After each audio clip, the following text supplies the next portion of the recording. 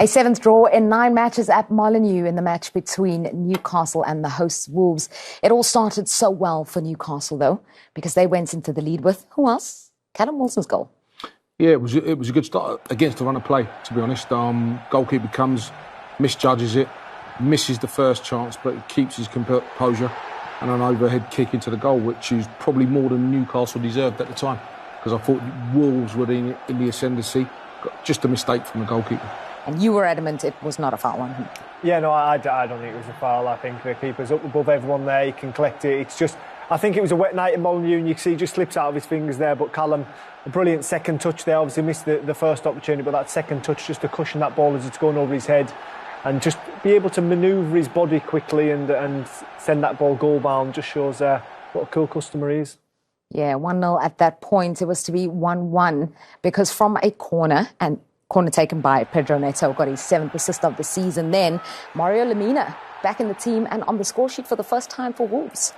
Yeah, just we can see Trippier there highlighted, just gets caught. His man Lemina makes a run round him, seeing there to number 5 and gets on the end of the ball, and just Pope gets caught a little bit with the flight of the ball, just loses the flight, and he's not set when that header comes in. But listen, it was deserved. Wolves played really well first half, and they deserved that goal. When I look at that, I just that kind of like sums Newcastle up for me in that game. Yeah. Trippier, they just didn't seem like they were quiet on it today. And sometimes you go away, and obviously there was a load of emotions with the midweek game, and you go away on the weekend, and it just doesn't gel in the way that you want it to. Yeah, well, let's look at the other goal that made it 2-1 just before the break, and we have to look at it because penalty incident. And there, again, is a bit of debate going on here. It took a while, once the penalty was awarded, this foul from Hwang on Share. Which foul? I think originally when we first saw it in real time, we thought, oh yeah, that's a penalty. But then, consequently, we've seen it on numerous occasions, and yet we're still trying to work out where the foul is. Yeah, I mean, you can see there is the slightest bit of contact, but that's why we brought VAR in to dismiss things like this, where a player's effectively bought a penalty, and it's described as a soft one in the game, and that certainly one was, and I'm sure Gary O'Neill will be fuming with it, and the same with Eddie Howe. He'll be delighted with it, but if it was on the opposite foot, they'd both feel exactly the same. So the official wording is that there was not a clear and obvious error, to have the on-field referee and the on-field decision from Anthony Taylor to tell him to go and have another look at it. Do you see the clear and obvious error? Yeah, the clear and obvious error is that you got it wrong. There's not a touch on the player. How many times have we seen it now? And we still don't think it's a foul. I don't even think it's close to being a foul. So it is clear and obvious. He's got the decision wrong. I understand him giving it at the time. Yeah, I mean, we've heard from Newcastle fans as well, but via the phone and things, and they think it's not a penalty. So that speaks volumes to me. Normally, you are, if it's your team, it's a penalty regardless. And when Newcastle fans are texting me saying, "I don't think that was a penalty," then I think they might have got one wrong there. Yeah, well, it was a penalty, and it was stuck away by Callum Wilson. He's such a remarkable scoring rate this season. I mean, he's unreal, and he's just scored a goal against, like I said, against the run of the play, but he keeps his head here. Goalkeeper gets a good hand to it, but slippery surface. Unfortunately, he's not able to keep it out of the back of the net. And there was a little moment there for Callum, wasn't there? When Sarr gets a hand to it, there's a moment there where he thinks he needs to react, but luckily for him, it just drops into the back of the net. So they go into the break, 2-1 to the good. After the break, though, we had wondered in the build-up just how much would Newcastle's midweek trip and the fact that Wolves didn't have one, how much would that show? Did it show for you?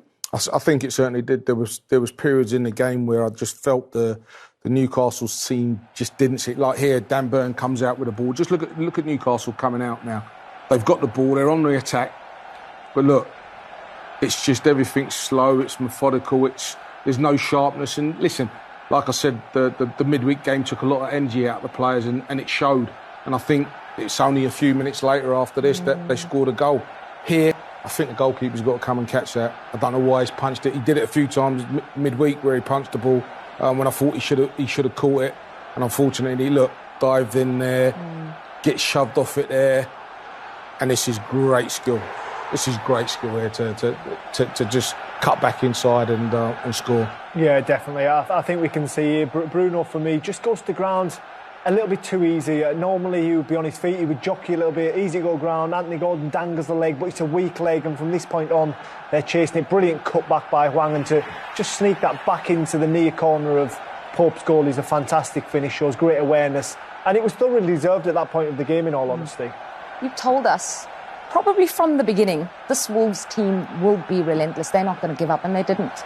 Yeah, no, I think we've seen him there, Gary O'Neill. That is the bare minimum what he wants. We saw it at Bournemouth last year. I was surprised that he got dismissed, but that's gone now. And I think he's got this Wolves team playing exactly the same way. They're never beaten. We saw it in the first game of the season at Old Trafford when they should have got back into it. But they're doing really well this year, Wolves. Everyone tipped them to go down at the start of the season. They lost a few players, but he has got a real togetherness. And do you know what? It looks like Molineux on side as well. In Newcastle were leading 2-1 at the break, but it was Hwang Hee-chan, the man who gave away the penalty that made it 2-1. Callum Wilson scored from the spot. It was him who had the final word because he scored the equalising goal for 2-2.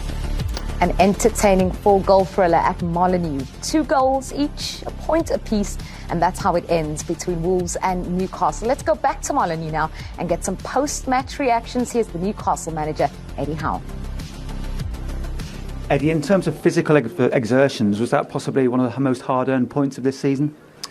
Yeah, certainly a massively tough game for us today. I thought 2 really good teams. I thought it was a really good spectacle probably for the viewers today. We're disappointed we haven't got over the line and won the game, but really proud of what we had to give today off the back of a really challenging week. You only made the 1 substitution as well. Was that having to show a lot of faith with the players on the pitch, or did you not perhaps have the options you wanted on the bench? Yeah, I thought it was difficult for us today. We had limited attacking options, and what I want to do when I make a sub is try and make the team better and play players in their best positions. So if I was to make changes today, it would probably be playing players out of position, and I was reluctant to do that with the game so evenly poised. And in terms of a goal scorer who can lead the line on a night like this, Callum Wilson gave you everything, didn't he? Yeah, he did. I thought he played very well today. I thought his finish for the first goal was superb. Took his penalty well, and then probably his frustration would be to get the match ball with the third one late in the game, which would have been huge for us. What did you think of the penalty decision itself? It was one of those strange ones that I'd need to see it again. I've only seen it live. It looked like coming together. Fabi maybe nicked the ball first before there was contact, but obviously there's a little bit of delay before the penalty was given, so I was aware it was going to be a tight call. As it got back to 2-2 and the game wore on, were you having to try and manage the players, the fitness levels perhaps, and also the way you tried to see out the game? Well, I thought we came on strong late in the game. I was really pleased with that because, it's been a challenging week for us in many ways, mentally, physically. But I thought we were the team in the ascendancy at the end. They were playing on transitions mainly. So I was really pleased with the sort of the end part of the game. Fitness-wise, I thought we looked good. Mentally, do you have to ask a lot of your players at times like that as well? Well, I think with the week we had, I thought it was a real mental test for us today. When you come away from home, it's difficult enough. But we had the game on Wednesday night, we've had the Sandro situation, we've had a few injuries as well during the week, so it was a real test for us today, and really pleased with how the players responded to that. And in terms of those tests for you as a manager, do you feel you're learning a lot as you're going on now? I think in this job you learn every day, and there's always sometimes an unpleasant surprise around the corner. You just got to learn to adapt and roll with it and try and be positive with the players you have. What's the case now in terms of looking forward? Try and get as much rest as possible, or still more work on the training ground? No, we're very limited with our training ground work, and we have been for the majority of this season. So it's more about, I wouldn't say recovery, but it's about making sure we don't overload the players. But we go into each game tactically able to deliver what we need to, because every game's so different. Thanks for your time, Eddie. Thank you. Thank you.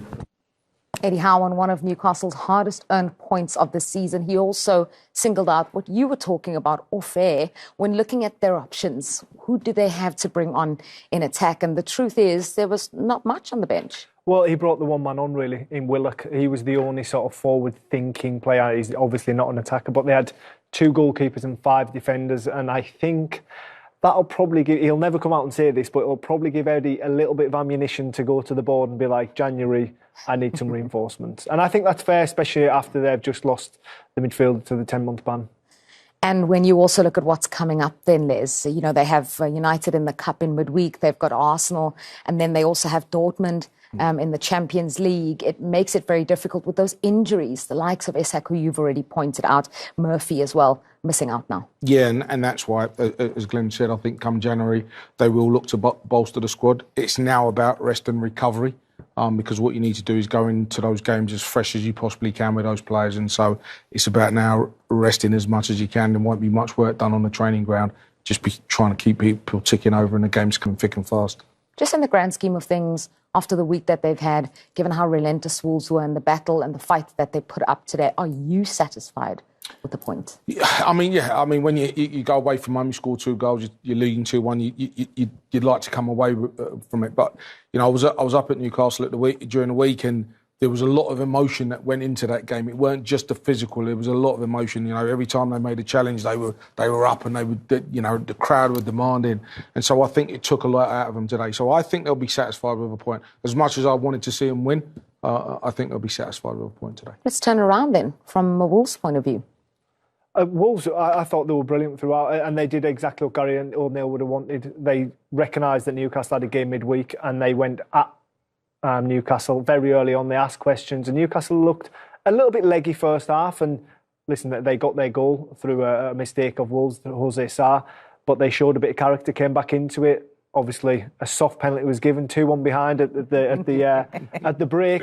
But then again, they went again. And in all honesty, what Eddie Howe said there, Newcastle did finish stronger. When Neto went off, Wolves did just lose that enigma, didn't they, just going forward? That was the key, Neto going off. I think he was driving Wolves, and as soon as it affected them a lot more than it did Newcastle. It gave Newcastle a bit of a boost.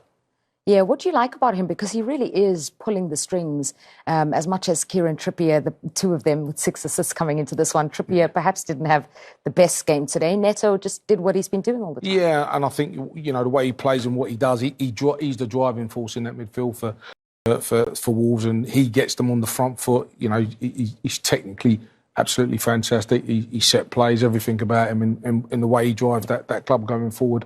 They'll do well to keep hold of him in general. And then just a final word on Hwang. We've said he redeemed himself, but the way in which he took that goal, the way in which he created space for himself, what'll he be feeling now, actually, having given away the penalty and then scored the equaliser? I think he'll got out of jail free a little bit. Obviously made a mistake, but he's made amends. But the way he chopped in, I thought it was brilliant. He could have went down for penalty, stayed on his feet, and he got his just rewards. Yeah, 4 goals out at Molineux. To round out Saturday's action, we saw 14 goals in total in the matches that we had for you today. But from us here on Matchday Live, Julia, Glenn, as well as Les, that's all we have for you. We'll see you next time. Bye-bye.